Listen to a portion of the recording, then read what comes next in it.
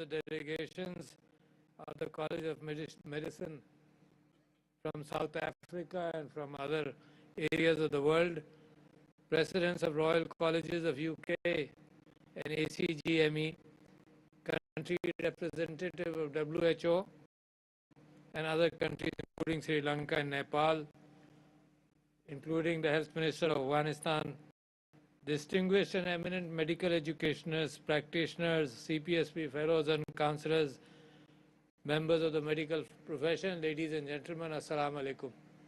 It is always a pleasure to come back and talk to in an institution where I have served in some capacity, tried to serve in some capacity, and although I am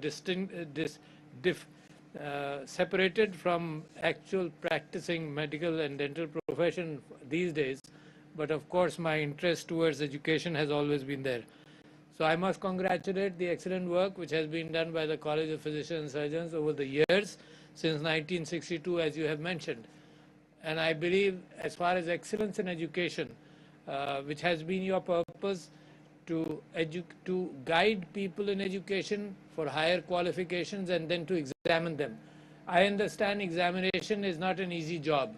I have lived with that. I have done a lot of examinations even here, and I understand that the world doesn't realize that how statistics can play an important role in improving the examination system, to take out bias from within, to examine what you really want to examine, and to look at areas where you can't examine. For example, the fact that how concerned is a doctor going to be as far as patients are concerned, that is something you cannot examine in a clinical surrounding, because he will be excellent while you examine and he may not be as excellent in real life. So there are so many areas where you will always have a shortfall in examining people. But anyhow, the improvements are there. That first course I took for about education was in Michigan in 1973, and I was surprised by the fact that how much I didn't know, and whether there is a great role of statistics in trying to determine what I am doing.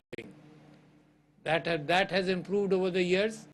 But today let me give you a story that a few weeks ago, the federal chairman of the Federal Public Service Commission came to me, and every year he presents a report to the president regarding the people who are applying for civil service, and he was telling me that the quality of education is poor generally, and the applicants who come in are not as well trained, something which I find very common in the medical brotherhood in Pakistan, where they're always complaining that the quality of basic medical education is poor. And you are the people who understand that and see that. And then I asked him, how do you examine? And he said that the way we examine, and he gave that we are very honest people. I said, I agree. I said, how do you take bias out of your examinations? He said, we are all unbiased. I said, it creeps in. Do you know that? There's a good book for those of you who are not totally committed to medical reading. There's a good book by Rolf Dobelli where he talks about more than 100 biases. And when I read that, I was surprised to see that we cannot live without biases. That's how a human mind works. It does not have a statistical technician sitting in the brain to give you. Your biases are your experiences, and how you with a little amount of data, you are able to try and make judgments in life. So therefore, I queried him that, do you have a viva? He said, we have a viva. And I said, does bias creep in? He said, no. So I took him to task, and I requested him that as you are only an examination body, you should be the tops. You should be one of the top institutions in the world, because you're only an examination body. Your expertise should be taking an examination without bias.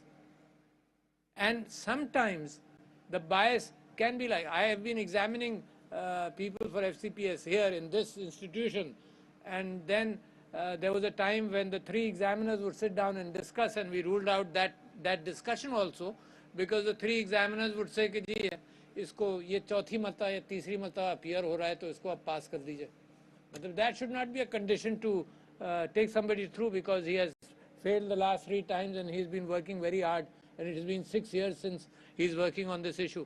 So therefore, what I'm saying is that I take pride in the fact that College of Physicians and Surgeons of Pakistan is doing an excellent job, because I was a part of it, and therefore I know that you are continuously improving. Today, while I talk about the examination process, I am very concerned about the education process in Pakistan. And I am very concerned. One of the primary things we found out in FCPS education and the passing percentage of students who appeared was the fact that those who had passed would always raise the barrier as high as their own knowledge. And therefore, in Urdu we used to say कि जब कमरे के अंदर आ गए तो फिर अब चटखनी लगा दी, दूसरों को अंदर आने नहीं देना.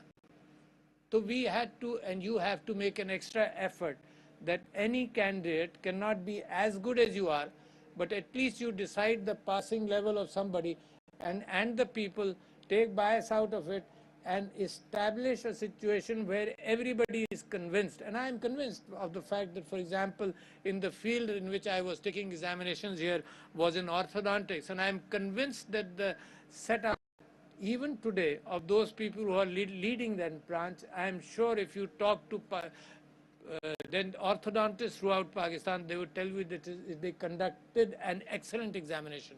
And I don't know about other fields, but I believe that all the fields you are examining are good and up to the level where any foreign institution, you can match any, and sometimes you can excel. And Pakistan should be where intellect is concerned, where your own mind is concerned, where probably instrumentation is not important. For example, instrumentations become expensive, PET scans and CAT scans, etc. But where intellect is concerned, there is no reason why a Pakistani institution cannot be one of the best in the world. So therefore, ladies and gentlemen, that is the responsibility you have. That is the responsibility which is very important. Now let me talk about another area which I find of great concern in Pakistan, is the fact that all of you, all the grey-haired people like me here, sitting here, went through an education system where you had to memorize things. You had to memorize the symptoms of diseases. You had to memorize the entire data so you could do a differential diagnosis. So that data, the result was that you had to work very hard in your memory. Today that memory is probably available in your telephone. It's available in the clouds. So the entire system of education is changing. Now, are we changing to that extent? We are not. Let me tell you, really, if any one of you feels that you are keeping pace with what is happening in the world, in the field of IT, in the field of education, in the field of knowledge, you are seriously mistaken. And those of you who would like to read up on it, I suggest a book, Deep Medicine by Eric Topol. And it opens minds and eyes. There are many authors in the world who are talking about this, that the decision makers, whether in politics or whether in medicine or any other field, they are not able to actually even comprehend what is happening outside in the world and how fast the world is changing. So ladies and gentlemen, I must exhort you to really look into this area, because I believe that knowledge is available in the crowds. My grandson who's just gone into dentistry, he tells me, Dada, why do I have to memorize everything when I, on a typing of a question, I get every information available? So why do I have to remember all that? So therefore, the new generation understands the concepts which we don't. So what skills you have to impart is something which you know. You've been trying to do that without this new sudden avalanche of information which is coming in. Without this avalanche, you knew that you want to be able to train doctors and physicians to be able to make an assessment of the situation from the knowledge background they have. It is still, today, this is a computer in front of me, I still have to type information.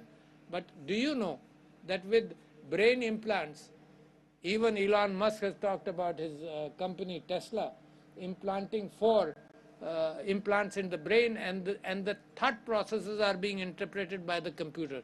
You remember Stephen Hawking? His selection of words by looking at words, and the computer picked it up.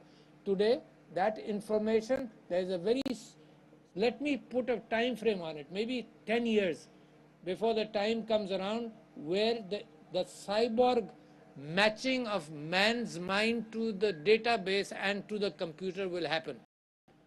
So that means knowledge which will be accessible, and it's your decision making which is important.